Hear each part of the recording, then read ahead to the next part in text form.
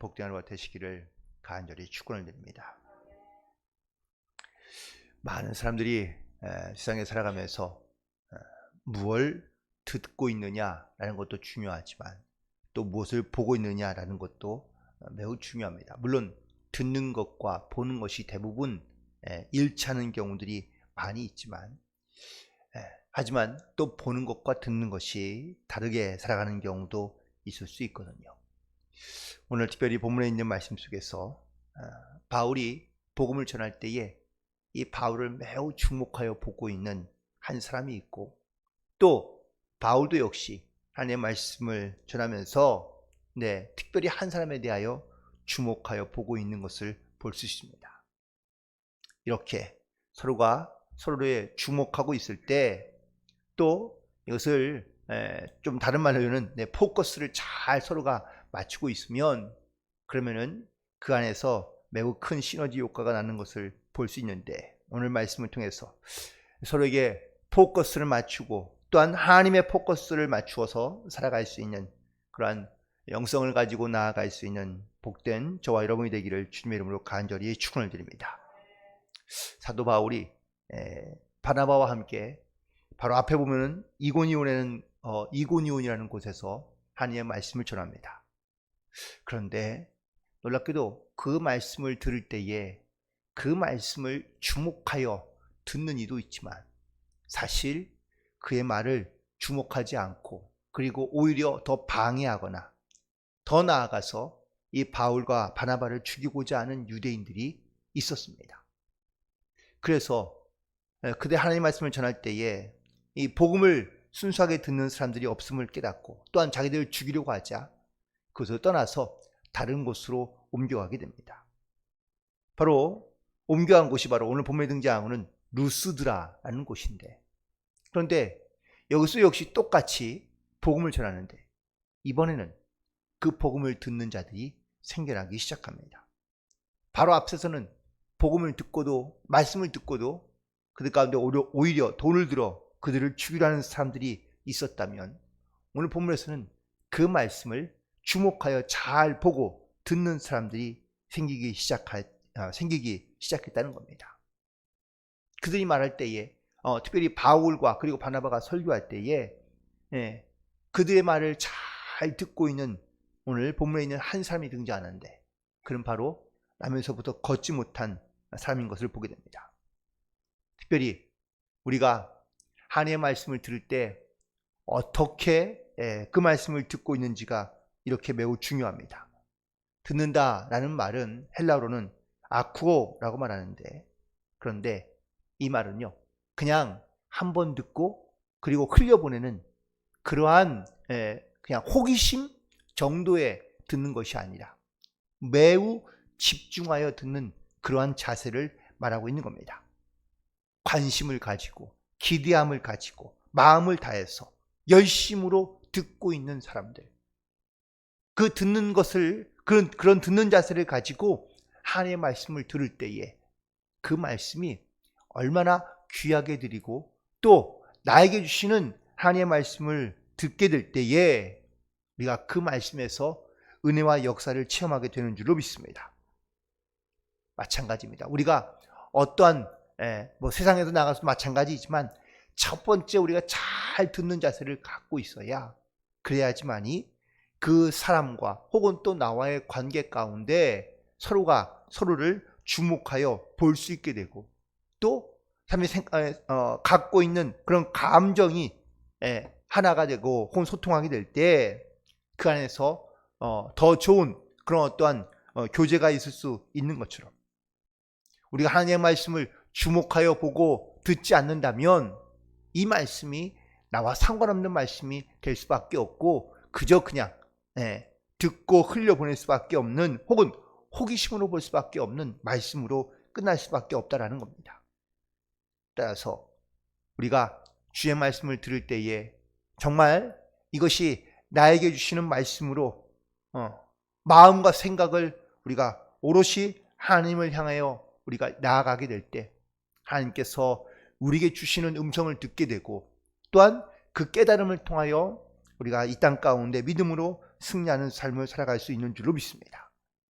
특별히 오늘 본문에서 이렇게 안진뱅이 나면서부터 한 번도 걸어보지 못한 사람이 이 사도 바울의 설교를 주목하여 듣고 있는 것을 볼 수 있습니다. 이렇듯 이 안진뱅이가 바울의 말씀을 주목하여 들을 때 역시 바울도 그 사람을 주목하여 보고 있는 것을 보게 됩니다.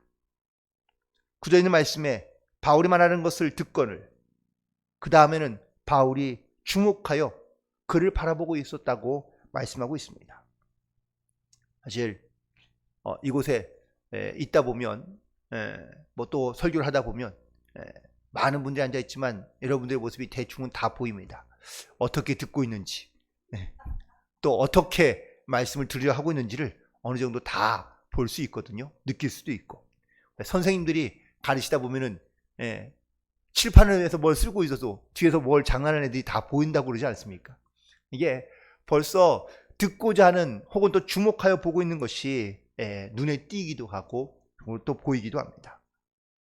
어쨌든 하나님의 말씀을 들으려 혹은 또 하나님의 말씀을 선포하고 있을 때 그 많은 회중들 가운데 뭐 얼마나 많은 회중이 있었는지는 기록되어 있지 않으니 우리가 장담할 수는 없지만 그래도 그 복음을 듣는 자들을 중에 바로 이 바울의 말을 주목하여 듣고 있는 한 사람을 느낄 수 있던 것이죠.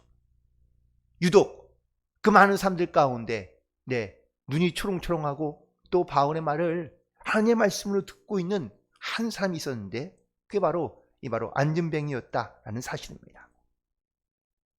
그가 그의 말을 주목하여 듣고 있는 모습을 보면서 이 사람이 지금 하나님의 말씀을 들으려 하고 있구나. 이 영혼이 지금 하나님께 더 가까이 나아가려 하고 있구나라는 것을 느낄 수 있고 깨달을 수 있기 때문이라는 것이죠. 그리고 난 다음에 그를 주목하여 보니 놀랍게도 오늘 본문에 있는 말씀 가운데 구절에 있는 말씀에 보면 구원받을 만한 믿음이 그에게 있는 것을 보게 되었다고 말씀하고 있습니다.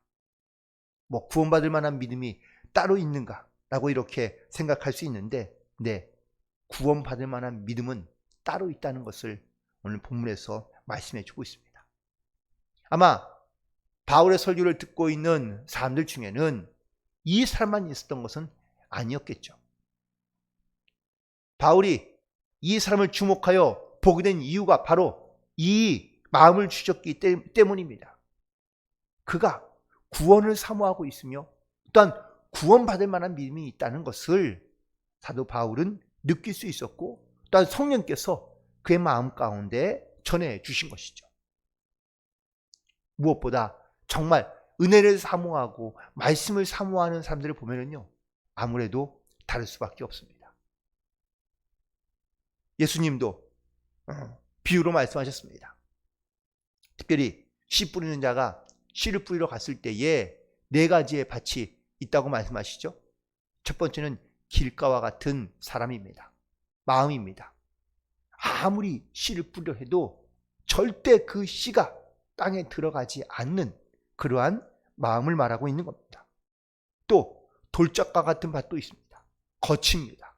흙이 있긴 하지만 뿌리지만 잘 자랄 수 없는 상황인 것이죠. 가시덤불 같은 마음도 있습니다. 자라긴 하지만 가시의 모든 기운을 빼앗겨 결실을 잘 맺지 못하는 것을 바로 그런 마음을 갖고 있는 겁니다. 하나님의 말씀인 씨가 문제가 아니라 그 밭이 문제라는 것입니다.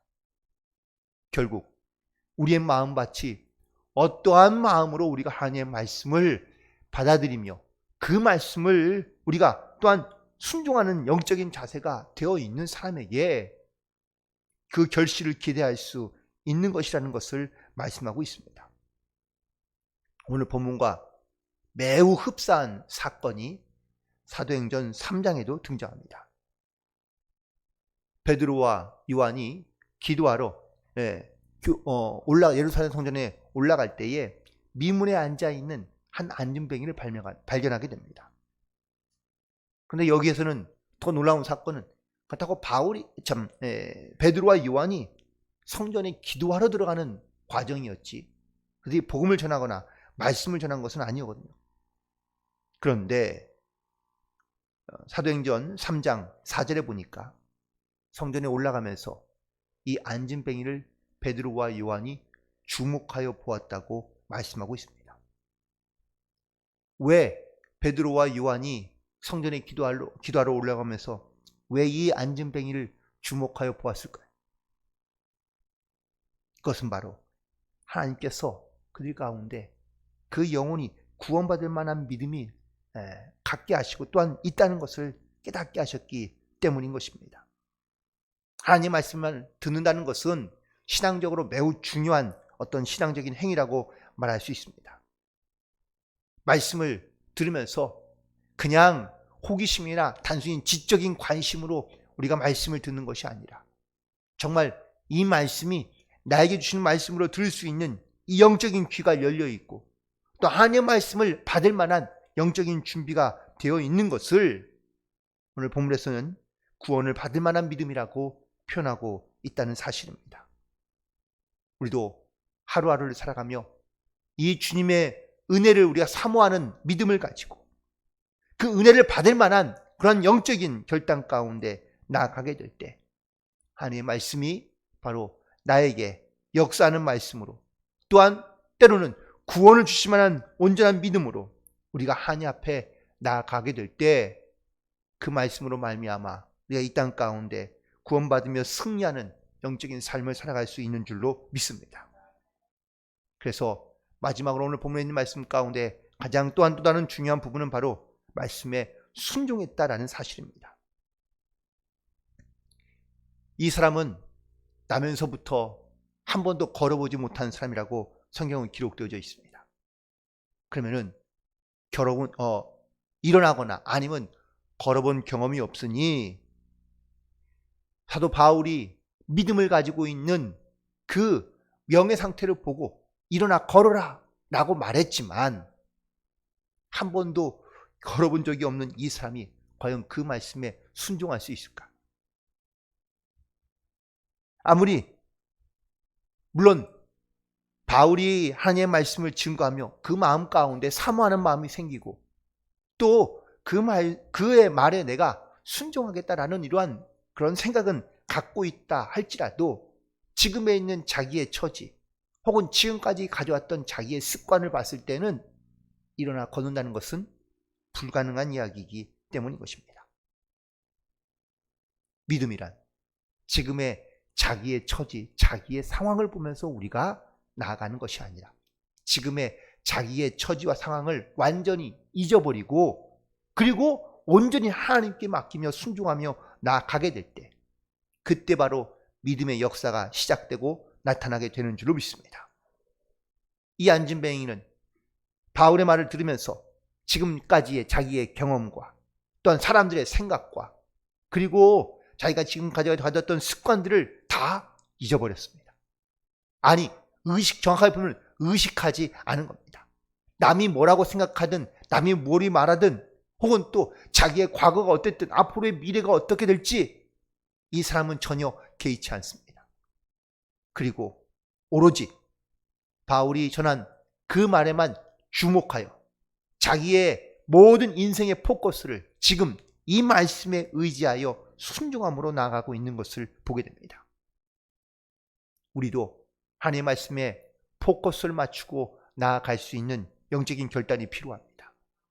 지금의 내 처지, 물론 내 상황, 지금까지 내 과거에 했던 습관들, 앞으로의 나의 어떤 이런 계획과 생각들 때문에 우리는 말씀에 포커스를 맞추지 못하고 이게 어려운데, 이게 힘든데, 난 이게 잘 되지 않는데 라는 이러한 부정적인 생각과 마음으로 우리가 그 말씀을 듣거나 아니면 순종하려 한다면 절대로 어떠한 역사도 일어날 수가 없다라는 사실입니다.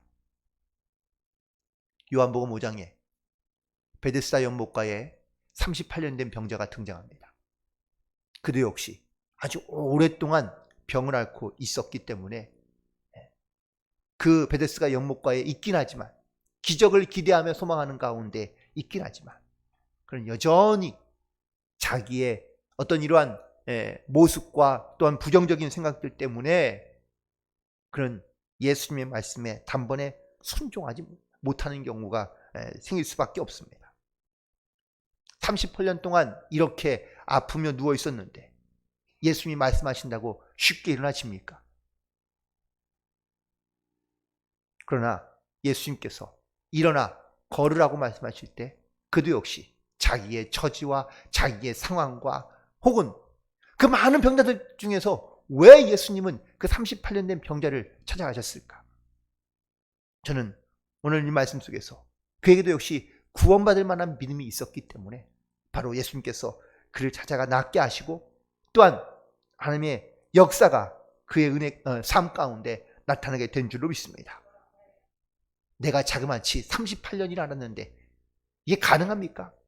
그게 가당키나 합니까? 라고 반문했다면 아마 그도 역시 일어나지 못하며 그냥 그 모습 그대로 살아갔을지 모릅니다. 무엇보다 우리는 오늘 주의 말씀을 들으면서 또한 그의 말씀에 포커스를 맞추며 나아가면서 나에게 이 말씀을 믿을 만한 온전한 믿음을 가지고 이 말씀을 주목하여 듣고 있는지, 또한 내가 하나님의 은혜와 역사를 사모하는 가운데 하나님의 말씀을 의지하여 주목함으로 내가 포커스를 맞추어 바라보고 있는지, 오늘 다시 한번 우리는 우리의 믿음 가운데 또한 우리의 삶 가운데 이 주님의 뜻을 깨닫고 말씀의 순종함으로 나아갈 수 있는 결단이 있게 되기를 간절히 축원을 드립니다. 나면서부터 한 번도 일어나 본 경험이 없거나 걸어본 경험이 없는 이 사람을 향하여 바울이 선포합니다. 일어나라. 그리고 그는 자기의 하나님의 말씀에 포커스를 맞추어 그 말씀에 순종하기 시작합니다.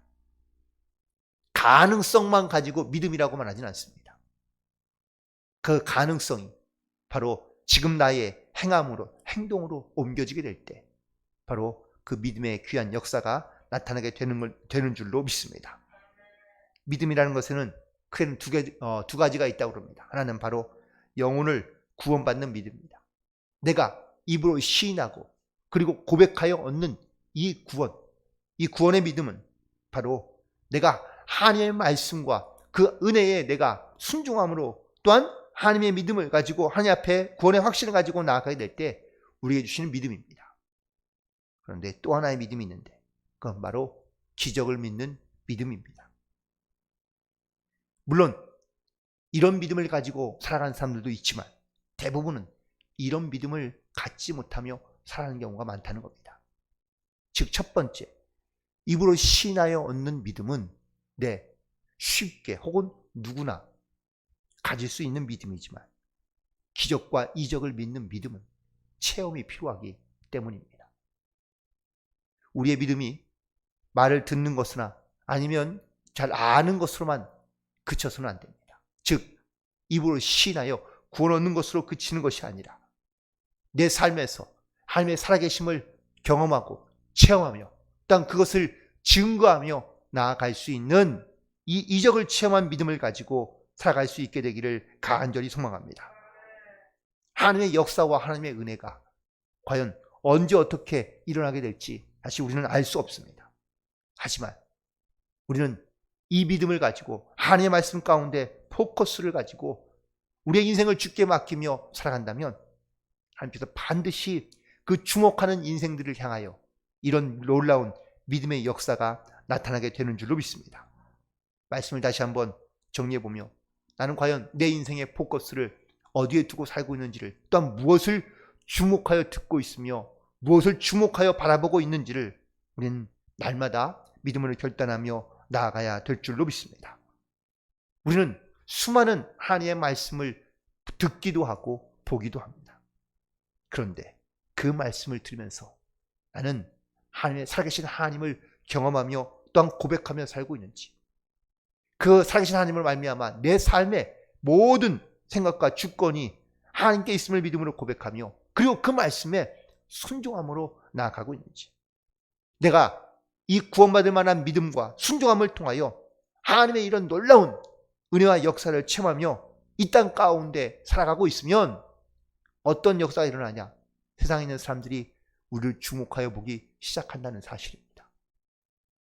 물론 그들에게 주목받기 위하여 우리가 살아가는 건 아니지만 우리가 세상에서 믿음의 사람으로 또한 온전한 그리스도로 우리가 주목받기 시작하면 그러면 우리의 말과 행동 가운데 많은 사람들은 주목을 하게 될 것이고, 또한 주목할 때 우리가 정말 온전하고 진실함으로 하나님의 말씀을 증거하며 선포하게 된다면 그 안에서 놀라운 구원의 역사뿐만 아니라 우리의 삶을 다스리고 역사하신 그 하나님을 향한 귀한 은혜와 역사들이 우리 가운데 늘 함께하고 있다는 이 믿음의 확신과 또한 영적인 체험을 통하여 이 땅 가운데 승리하는 삶을 살아갈 수 있게 되는 줄로 믿습니다. 바울이 갖고 있었던 강한 영적인 체험과 증거들이 말씀을 통하여 선포할 때 그 말씀을 주목하여 듣던 이 안진뱅이가 똑같은, 아니 그보다 더 놀라운 이런 믿음의 역사와 체험을 경험하게 된 것처럼 나도 역시 하나님께 받은 이 은혜와 체험의 증거들을 가지고 상 가운데 선포하며 증거하며 나타나게 될 때 우리가 하나님을 온전히 바라보는 이 믿음의 포커스를 가지고 우리가 세상을 주목하며 나아가게 될 때 세상에서 우리가 하나님의 거룩한 자녀로 주목받기도 하며 또한 그 믿음의 역사를 증거하는 그런 살아있는 증거자로서, 은혜의 증거자로서 오늘도 그 사명을 다하며 믿음으로 승리하며 하나님께 영광을 돌릴 수 있는 우리 모두가 되기를 주님의 이름으로 간절히 축원을 드립니다. 기도하시겠습니다.